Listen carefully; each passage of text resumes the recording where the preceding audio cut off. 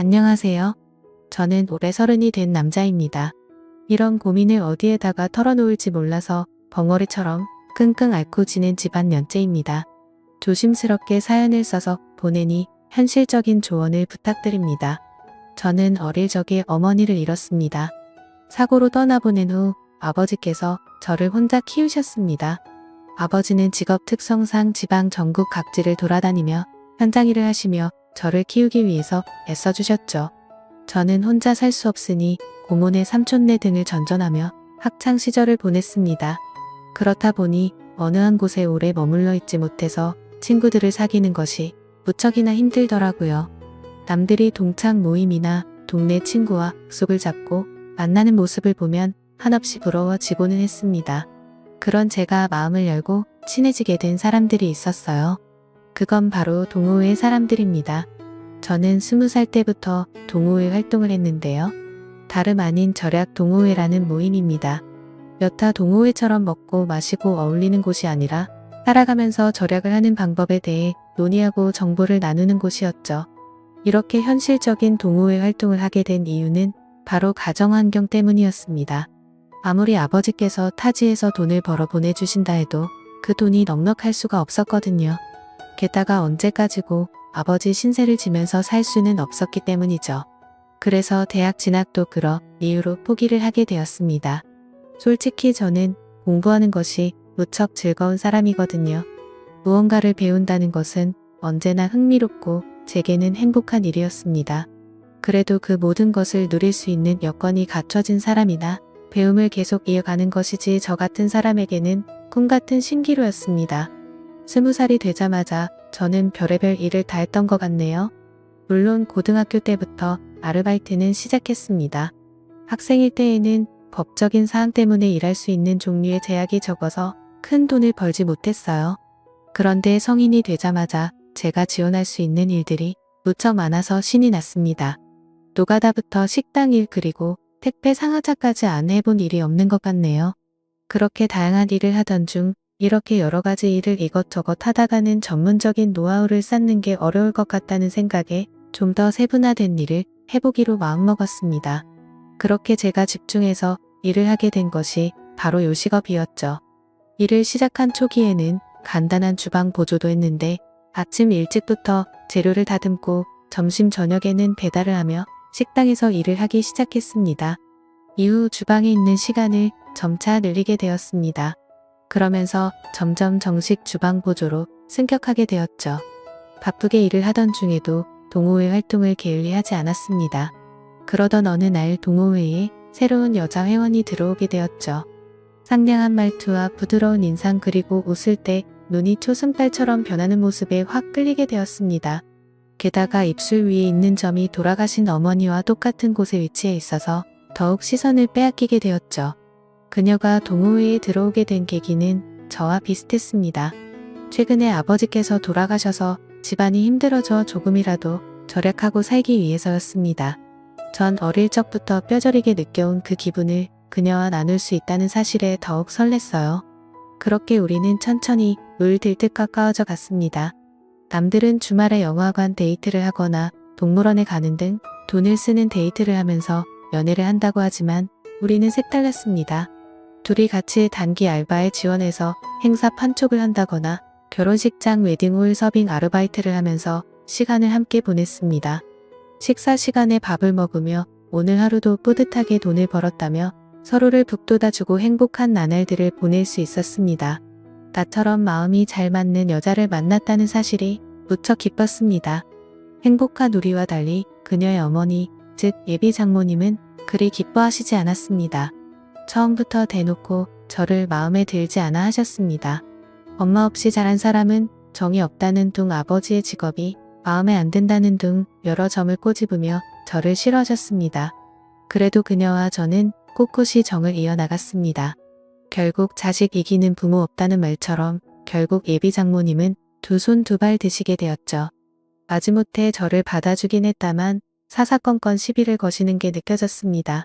집에서 가구를 옮겨야 하는데 허리가 아프다는 말에 불이 나게 달려갔더니 온 집안의 가구 위치를 바꾸게 하셨고 쉬는 날 굳이 불러내셔서 이불 빨래를 시키기도 하시더라고요. 아끼고 사느라 차를 장만하지 않았는데 누구네 사위는 차도 있고 어딜 태워다 주기도 하는데 우리 사위는 그깟 차도 없다고 매일같이 노래를 부르셨습니다. 참다가 마지못해 중고차로 경차를 장만했더니 그것마저도 싸구려 조그만한 차를 샀다고 흉을 보시더라고요. 이런 경차로 우리 딸 데리고 다니다가 사고 나면 바로 큰일 나겠다며 투덜거리셨습니다. 그런 예비 장모님의 모습에 집사람은 그만 좀 하라고 말렸지만 그것도 그때뿐이었죠. 어김없이 매번 저를 만날 때마다 꼬투리 잡을 곳은 없나 살피셨습니다. 솔직히 그렇게 구박을 들을 때마다 이 결혼을 꼭 해야 하나 갈등이 되었습니다. 그래도 한없이 사랑스러운 여자친구를 놓치고 싶지 않았습니다. 게다가 우리는 이미 동거를 하고 있었기에 사실혼이나 마찬가지였어요. 저는 제가 일하는 식당 앞에 투룸을 얻고 있었습니다. 여자친구는 다른 지역에서 자취를 하고 있었는데 일하는 회사가 저희 집에서 그리 멀지 않았거든요. 그래서 우리는 이렇게 양쪽 집값을 낼 바에는 하나로 합치자고 생각이 들었고 합치는 게 낫지 않을까 많은 대화를 나누었습니다. 그때 당시에는 우리나라 정서에 맞지 않게 동거로 시작하는 게 좀 잘못된 게 아닐까 하는 생각도 들었지만 저희가 만나게 된 계기가 절약하는 동호회인 만큼 돈에 대해서는 민감했기에 합치기로 결심했어요. 막상 같이 살게 되면 다툰다고 하지만 우리는 그 모든 게 행복했습니다. 생각보다 싸울 일도 거의 없었어요.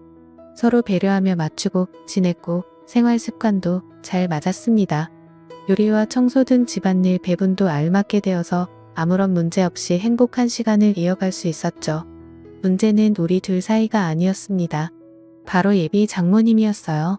얼마 지나지 않아 동거를 한다는 사실을 들키게 되었고 난리가 났습니다. 애미 없이 자란 애랑 만나더니 우리 딸이 반란 까지게 되었다며 원색적으로 저를 비난하셨습니다. 대체 제 어머니가 일찍 돌아가신 것과 무슨 상관이 있다고 그렇게 말씀하시는 것인지 너무나 서운하고 속상했지만 동거 자체가 그리 좋은 건 아니기에 크게 대꾸를 하지 않았습니다. 그렇게 동거 사실을 들키고 난 뒤 결혼에 대한 이야기가 급속도로 진전이 되었네요. 이렇게 살 바에는 차라리 결혼을 하라고 하셨습니다. 의외로 결혼에 대해서는 관대하신 모습을 보고 깜짝 놀랐었죠.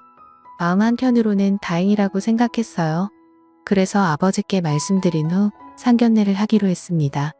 약속된 상견례 날 저희 아버지는 갖고 계신 단 한 벌의 양복을 꺼내 입고 오셨어요. 비록 많이 낡고 유행에 뒤처지는 옷이었지만 깔끔해서 괜찮다고 생각했습니다. 그런데 그 모습도 예비 장모님은 마음에 들지 않으셨나 봐요.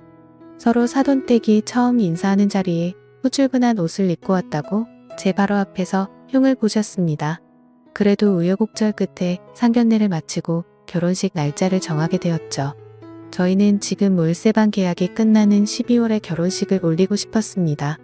그러나 예비 장모님께서는 사주팔자를 보러 다녀왔는데 둘이 합치는 날을 10월로 해야 앞으로 돈이 많이 벌리고 손주도 빨리 볼 수 있다며 꼭 그 달에 해야 한다고 하시더군요. 저는 그런 것을 믿지 않았지만 여자친구는 자기의 엄마 성격에 절대 굽히지 않을 거고 10월로 밀어붙일 게 뻔하니 그냥 그렇게 하자고 하더라고요. 한숨이 절로 나왔지만 어쩔 수 없었습니다. 그래서 집주인에게 10월에 방을 뺀다고 말했죠. 그러자 계약보다 2달이나 먼저 빼는 건 안 된다고 예정대로 12월까지 월세를 내야 된다고 하더라고요. 한두 푼도 아니고 2달치 월세가 그냥 꽁으로 나갈 생각을 하자 속이 쓰렸습니다. 제 마음 같아선 그 집에서 2달을 더 살고 나가고 싶었지만 장모님은 그것도 허락하지 않았어요. 결혼하게 된다면 장모님 댁 근처에서 거주해야 한다고 본인이 받은 아파트로 전세를 계약하라고 말씀하셨습니다. 신혼부부 대출을 이용해서 전세하면 그리 무리 없을 거라며 막무가내였어요. 그 어떤 것도 제 스스로 결정할 수 있는 게 아무것도 없으니 점점 화가 나더군요. 그래도 끝까지 꾹 눌러서 참았습니다. 마음에 안 드는 사위를 드리는 장모님의 마음도 이해하자 싶었거든요. 아버지도 그냥 그쪽 집에 따르라고 하시더군요. 솔직히 양쪽 다 한부모 가정인데 왜 이렇게 우리 집만 눈치를 봐야 하는 건지 모르겠다는 생각도 들었습니다. 단순히 저희 어머니께서 돌아가신 지가 더 오래되었다는 이유로 그런 건지 답답해 미칠 것 같았습니다. 어쨌든 10월에 결혼식을 올리기 위해 예식장을 알아보기 시작했습니다. 식장은 저희가 마음에 드는 곳으로 하라고 하셔서 이리저리 알아본 결과 일정이 빠듯해서 몇 군데 없더라고요. 그중 식사가 제일 맛있게 나오는 웨딩홀로 예약을 했습니다. 그렇게 결혼 당일 많은 분들이 오셔서 축하해 주셨어요. 아버지도 드디어 제가 장가를 가게 되자 모든 짐을 내려놓을 수 있게 되었다는 표정으로 행복해 하셨습니다. 그런 아버지의 표정을 보니 저도 모르게 눈물이 찔끔 나왔었죠. 한평생 저를 키우기 위해서 고생하신 아버지의 투박한 손이 보였습니다. 그렇게 나름 감동적인 식을 마친 후 인사를 드리러 다니는데 장모님의 표정이 별로 좋지 않더군요. 무슨 일이 있었나 집사람이 여쭤보니 친척 중 한 명이 교통 불편한 곳에 식장을 잡았다고 흉을 봤다고 하더군요. 내 의견을 묻지도 않고 너네 멋대로 식장을 잡아서 내가 욕을 먹게 됐잖니? 망신도 이런 개망신이 따로 없어. 즐거워야 할 잔칫날 아주 제대로 기분을 잡쳐버렸다. 이래서 내가 의미 없는 놈을 사위로 들이기 싫었던 거야. 경험가 없어. 가정교육을 못 받아서 그래. 대체 이게 식장 하나로 들을 욕인지 저는 지금도 이해가 가지 않습니다. 게다가 저희 보고 알아서 잡으라고 말씀하셔놓고 이제 와서 의견을 묻지 않았다고 화를 내시는데 돌아버릴 지경이었죠. 제 표정이 심상치 않자 집사람은 저를 달래기 바빴습니다. 우리 엄마 입이 워낙 좀 거칠어서 자기가 좀 이해해줘. 저래도 심성이 나쁘거나 자기 미워하는 건 아니야. 다 우리 걱정돼서 하시는 말씀이야. 전 정말 오롯이 아내 하나를 보고 하는 결혼인데 시작부터 너무 힘들었습니다. 내가 잘해드리면 점점 나아지겠지 라고 스스로를 세뇌하고 다짐했습니다. 그렇게 악몽 같은 신혼생활이 시작되었죠. 장모님의 성화에 모시겨 계약한 아파트는 생각보다 마음에 들었습니다. 지어진 지 조금 오래된 곳이었지만 방이 무려 3개나 되어서 행복했습니다. 제일 큰 방은 안방, 작은 방 하나는 서재처럼 쓰고 또 하나는 미래의 아기방으로 쓰면 되겠지 싶었습니다. 그렇게 행복한 꿈에 젖어서 인테리어를 하나하나 꾸며 나가던 중 황당한 일이 벌어졌습니다. 퇴근하고 오니 난감해하는 집사람 옆에 장모님이 앉아 계시는 것입니다. 장모님 어쩐 일이세요? 연락도 없이 아무 생각 없이 건넨 말에 장모님은 팍 쏘아붙이며 화를 내셨어요. 내가 내 딸 집에 오는 건데 굳이 연락을 하고 와야 되니? 제가 낸 돈으로 장만한 집인데 딸 집이라고 하시니 조금 무안했지만 우리 부부의 집이니 그 말도 아예 틀린 건 아니라 가만히 있었습니다. 그런데 제 눈에 띈 다른 점이 있었습니다. 아기방으로 꾸미려고 텅 비워놓은 3번째 방에 이불 보따리와 캐리어 3개가 들어가 있는 겁니다. 대체 이게 뭐냐고 황당해하며 물으니 믿을 수 없는 대답이 돌아왔습니다. 오늘부터 내 방으로 쓸 거야. 내가 순간 잘못 들었나 싶어서 아내를 쳐다보니 집사람은 아무 말도 하지 못하고 땅만 바라보고 있더군요. 너네 곧 애 낳을 건데 대체 누가 돌볼 거야? 내 딸 고생하는 모습 보니 차라리 내가 도와주려고 하네. 그래서 미리 들어와 있는 건데 자넨 그게 싫은가? 내가 싫은 건가? 아니면 내가 우리 딸 돌봐주는 게 싫은 건가? 둘 중 어느 것이라고 해도 자네가 너무 이기적인 건 아닌가? 애 낳고 몸 고생하는 내 딸에게 자네가 뭘 해줄 수 있다고 그렇게 유세야? 대체 무슨 논리인지 이해도 가지 않았지만 장모님의 우김을 아무도 말릴 수 없었습니다. 벌써 장모님 댁은 부동산에 내놓았다는 말에 입이 떡 벌어졌지만 그렇다고 밖으로 내쫓을 수도 없어서 반강제적으로 셋이 함께 살게 되었습니다. 그렇게 지옥 같은 날들이 시작되었던 거죠.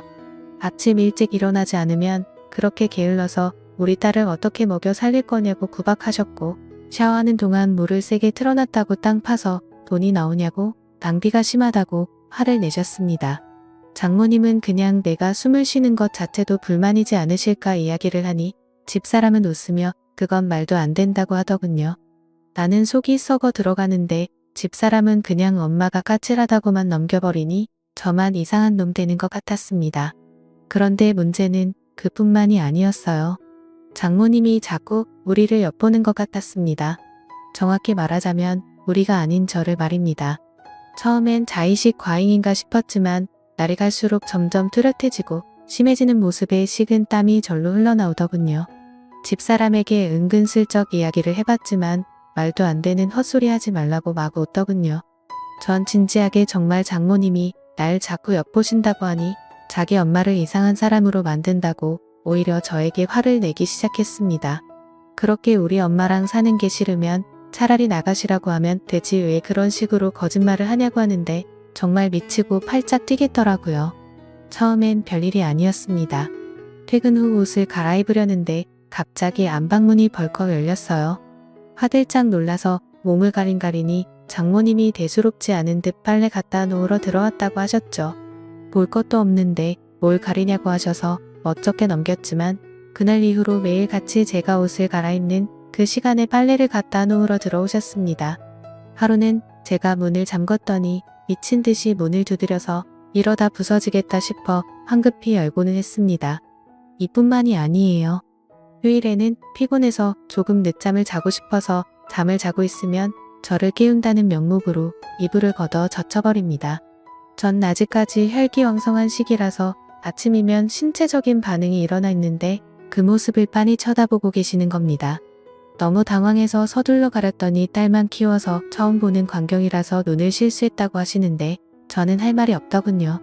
또한 소파에서 낮잠을 자고 있는데 뭔가 기분이 이상해서 일어나 보니 장모님 손이 제 몸에 손을 대고 있는 겁니다. 깜짝 놀라서 뭐 하시는 거냐고 물어보니 제가 잠을 자면서 막 헛소리를 하고 식은땀을 흘리길래 열이 있나 어디 아픈 건가 싶어서 열을 재려고 했다고 하시더군요. 보통 열을 재는 것은 이마에 손을 대지 않습니까? 그런데 제 복부에 손을 대고 있었으니 이건 정말 이상하다고 느낄 수밖에 없었습니다. 그러던 중 제가 정말 정색을 하고 화를 낸 적이 있습니다. 화장실도 제가 씻을 때 가끔 불쑥 문을 여시길래 항상 습관적으로 잠궈놓고 씻기 시작했습니다. 그러던 어느 날 퇴근 후 씻으려고 화장실에 들어갔는데 문 손잡이에 잠금 버튼이 없는 겁니다. 황당해서 이리저리 둘러봐도 없길래 물어봤더니 집사람 말로는 장모님이 공구로 뽑았답니다.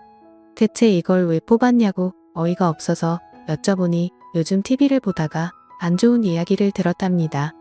연예인들이 가끔 우울증이 오면 그렇게들 화장실에서 안 좋은 선택을 한다며 잠겨있으면 구조하기 힘들어서 골든타임을 놓친다고 그걸 방지하기 위해서 화장실엔 잠금 장치가 있으면 안 된다고 하더군요.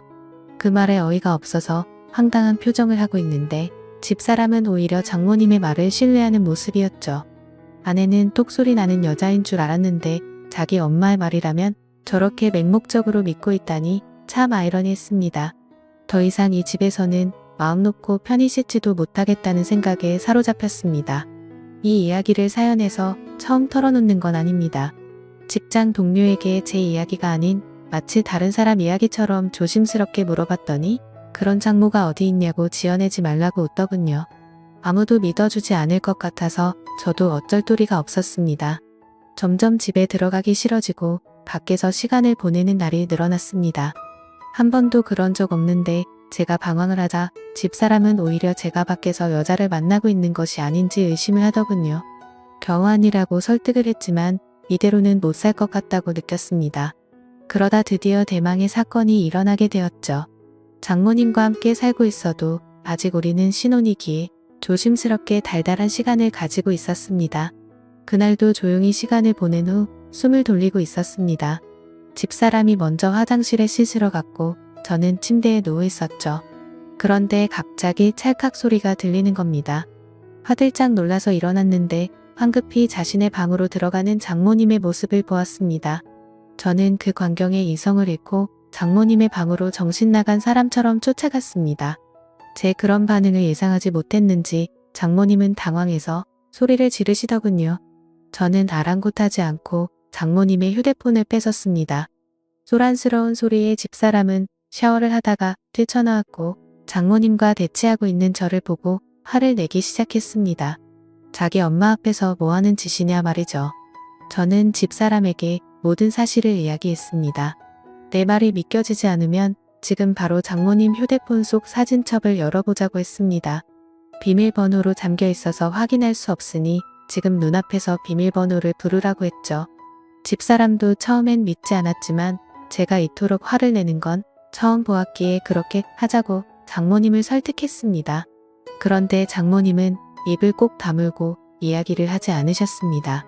자신은 억울할 뿐만 아니라 핸드폰을 보여줄 의무가 없다며 우기는 장모님의 모습에 집사람은 제발 알려달라고 애원했습니다. 안 그러면 평생 엄마를 안 볼 거라고 화를 내는 집사람의 모습에 장모님은 할 수 없이 비밀번호를 말했습니다. 핸드폰을 열자마자 사진첩에 등장한 사진은 제 예상대로였습니다. 장모님의 휴대폰 사진첩 속 사진에는 방금 전까지 누워있는 제가 적나라하게 찍혀 있었죠. 대체 이런 걸 왜 찍었냐고 하며 묻는 집사람에게 장모님은 말도 안 되는 변명을 또 하기 시작했습니다. 아니 무당이 말하길 부부가 사랑을 나눈 직후 신랑을 사진으로 찍으면 아들을 갖는다고 하더라고. 난 무당이 시킨 대로 한 것뿐이야. 이번 일은 집사람도 장모님의 편을 들지 않았죠. 차마 모녀 관계를 끊을 수 없으니 그냥 이 집을 나가달라고 이야기했습니다. 그날 이후 우리 셋의 관계는 싸늘해졌습니다. 집사람은 장모님을 소닭 보듯 무시하고 지냈고 장모님은 자신과 딸 사이를 멀어지게 했다며 오히려 저를 원망했습니다. 또한 자신의 집은 이미 팔렸으니 지낼 곳을 마련해주지 않으면 안 나갈 거라고 우기는 장모님 때문에 저는 또다시 돈을 들여서 집을 구해드려야 할 판입니다. 앞으로 저는 이런 장모를 모시고 집사람과 평탄하게 살아갈 수 있을까요? 그렇다고 저 하나 때문에 하나뿐인 모녀 관계를 끊으라고 할 수도 없어서 대체 어떻게 해야 할지 모르겠습니다. 좋은 의견 댓글로 남겨주시면 감사하겠습니다. 긴 사연 들어주셔서 감사합니다.